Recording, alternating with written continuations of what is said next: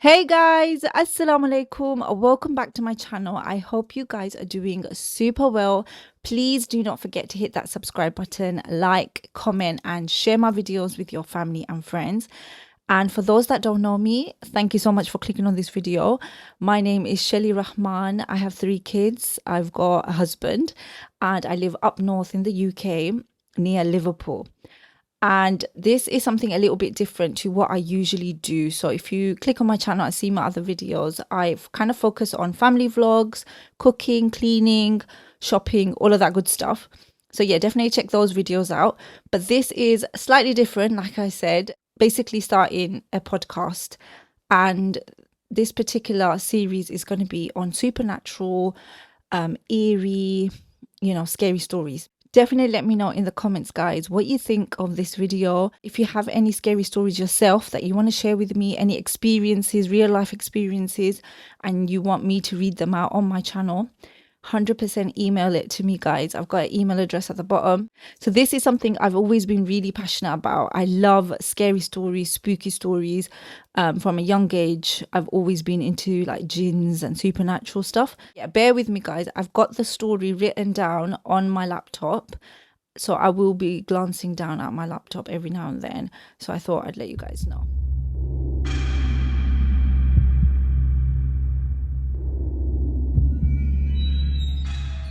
So tonight, I bring you a story from the villages in Bangladesh, Sylhet.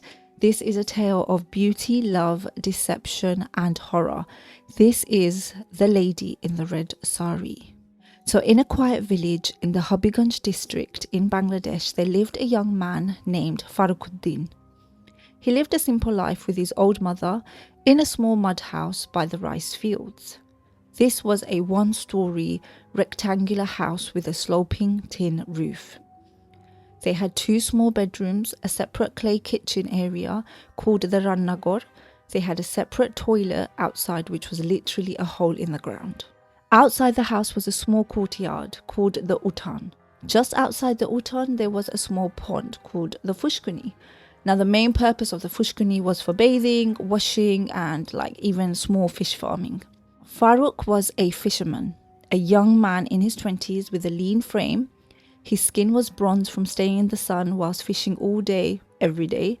He had dark hair, always slightly damp. He wore a simple longi, which is a cloth around his waist, rolled up to his knees, and a faded cotton shirt. Each morning before dawn, he would push his narrow wooden boat into the water, casting his nets. Life was a little bit hard, but they managed. So one evening, just as the sun had set, something strange happened. As Farooq rode home, he rode past a banyan tree, a giant tree with a wide, shady crown. Its thick trunk was rough and gnarled, but what caught his eyes were the roots, long rope-like strands hanging down from the branches. Some had already reached the ground, hardening into new trunks. So the tree looked less like one tree, but more like a cluster of trees joined together. Suddenly he saw her, standing alone right next to the tree, a woman. She wore a red sari, her hair was long, black as wet ink, and her skin pale, glowing with the moon's light. Farooq called out, "Sister, are you all right?" The woman turned slowly, her eyes deep, dark, unreadable. She said in a soft voice, "I have nowhere to go. Please let me stay with you." There was something about her, something that drew Farooq in. He couldn't explain it. He thought to himself, he couldn't leave her here alone. What would his mother say? He had to bring her home with him. So once Farooq entered his home with this young woman, his mother eyed the woman with suspicion, but she said nothing. They later learned her name was Rubina. Days passed, then weeks. Rubina was quiet, graceful, always helpful. She cooked like she had always known the family's tastes. She washed clothes without complaint, and when Farooq's mother fell ill, it was Rubina who rubbed mustard oil into her aching knees. She was also very beautiful, with large dark eyes that always had a hint of curiosity in them. Rubina's hair was long, dark and glossy, often braided neatly down her back. She was tall, taller than the average woman with a slim figure. Eventually, Farooq married her, and soon she became pregnant. Their baby boy was born on a cool winter night. They named him Jalal. He was healthy, giggling, and beautiful. Life seemed perfect. But perfect things don't last long in stories like this. Then came the strange things. Food would appear, hot rice and fish curry, though no one had even cooked. Everyday items used to vanish, such as keys, pots, pieces of clothing, only to reappear out of nowhere in impossible places like inside a locked cupboard.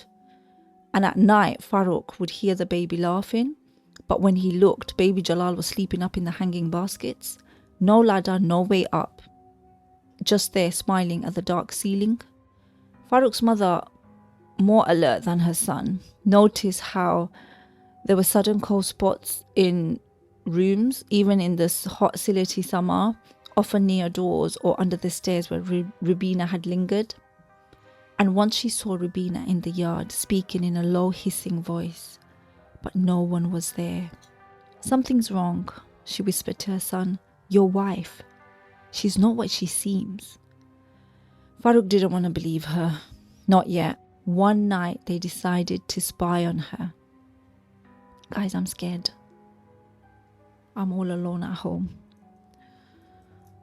They waited quietly, hidden behind the cracks in the bamboo wall, and what they saw chilled their bones. Rubina stood in the center of the room, her back turned, her arms began to stretch. Long, thin, unnatural. Her feet twisted backwards, her neck cracked sideways, and her voice changed into a guttural whisper in a language no human should speak. A jinn? A being not of this world? They gasped. Rubina turned sharply, eyes black as a crow's beak, lips curled into something not quite a smile. They confronted her. "Who are you?" Farooq shouted, holding baby Jalal tightly. Rubina looked tired, not angry, just sad. "You were kind to me," she said, "but now you know I am not from your world. I am a jinn." "You must leave," Farooq said, heart racing. "But the child, he stays. He is of this world. He's mine." Rubina's face changed. Her sorrow turned to fury. "He is mine too," she hissed. And that night, before the rooster crowed, she vanished with baby Jalal. Farooq and his old mother looked everywhere. The blanket was all they found. Farooq, mad with grief, grabbed his bow and rode out into the flooded fields, calling her name. "Rubina, come back, bring back my son." The wind howled, lightning cracked. Then from somewhere beyond the tall rice stalks came a scream. Not human, not animal, just pure unholy rage. Then silence. Something heavy landed in the boat with a dull thump. Farooq turned, heart pounding, stomach cold. It was half of his son's body, cleanly split down the middle, still warm, still wearing the tiny silver anklet Farooq had bought for Eid. Rubina was never seen again. Some say on stormy nights her scream still echoes through the fields. Others swear they've seen a red saree floating above the river, but no one dares to follow, because some truths are better left uncovered. I hope you guys enjoyed this story of mine. This was something that was shared with me when I was really young, like I think I was in my early teens, and it was my mum's friend, I believe, from what I can remember, had said it in front of me to my mum, I think. And at the time, I was so intrigued and I had so many questions, but I still remember it. I don't know if it was real or not, but apparently this was something that happened many years ago. Let me know if you've heard of this or something similar like this. Make sure you guys subscribe for more stories. Let me know if you enjoyed it. And yes, until next time, make sure you guys read your duas tonight, and I will speak to you guys next time. Bye.